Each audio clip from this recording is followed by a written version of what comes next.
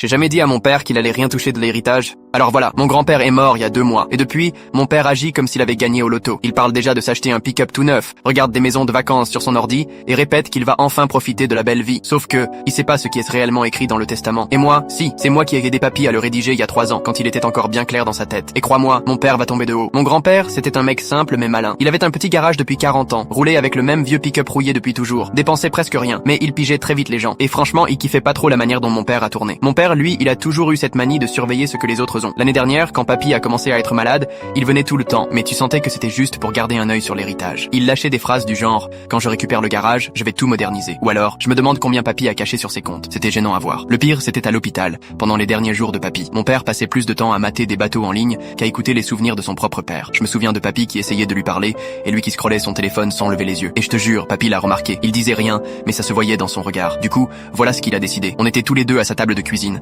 avec son vieux pote notaire. Il m'a dit qu'il voulait que ce soit moi qui gère tout après. Il me faisait confiance, parce que j'étais là pour lui. Je l'aidais au garage. Je venais pas juste quand j'avais besoin de quelque chose.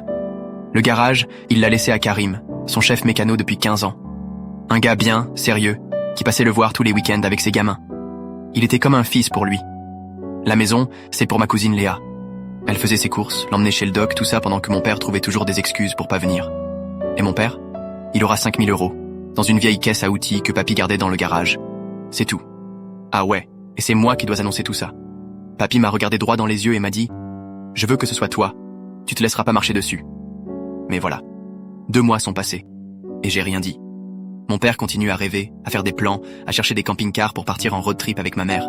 Hier encore, il me montrait un van en me disant « Ça va être notre nouvelle vie. » Il y a une part de moi qui culpabilise, il a l'air sincèrement content, mais il y a aussi une autre part de moi qui se rappelle de tous les moments où papy cherchait juste à parler avec lui, et lui s'en fichait tant qu'il n'y avait pas d'argent en jeu. La lecture du testament, c'est vendredi prochain. Mon père me demande souvent si je sais ce qu'il y a dedans. Je réponds juste, on verra bientôt. Il pense que j'ai été mis au courant de trucs cool. Il m'a même sorti, t'inquiète pas, toi aussi t'auras ta part, je te couvrirai quand j'aurai le gros lot. Hier, j'ai rappelé la notaire pour vérifier encore une fois. Elle m'a confirmé que tout est conforme, que c'est exactement ce que papy voulait, et elle m'a dit aussi que papy lui avait demandé de garder tout ça secret, pour voir comment les gens allaient vraiment se comporter. Il les observait depuis longtemps. Karim sait même pas encore qu'il hérite du garage. Léa non plus, pour la maison. Ils vont tomber des nues, mais mon père, lui, il va s'effondrer. Et c'est moi qui vais devoir être là pour encaisser le choc.